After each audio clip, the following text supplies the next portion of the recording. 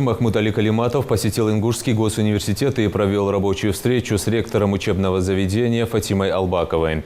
Обсудили актуальные вопросы образования, совершенствования качества подготовки специалистов, сошлись во мнении, что университет должен быть интегрирован в то общество, в тот регион, в котором он представлен, и отвечать интересам субъекта и запросам социума.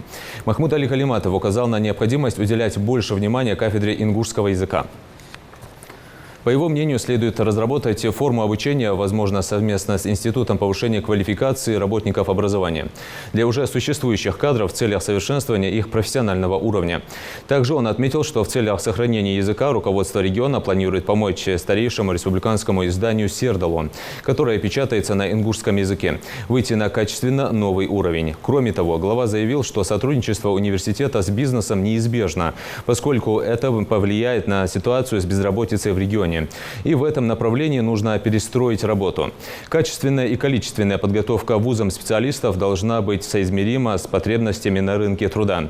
Со своей стороны Фатима Албакова поблагодарила Махмуда Али Калиматова за рекомендации, подчеркнув, что университет является центром притяжения для всех сфер жизнедеятельности региона и открытой площадкой для диалога с бизнес-сообществом и всеми ветвями власти, оставаясь при этом народным университетом.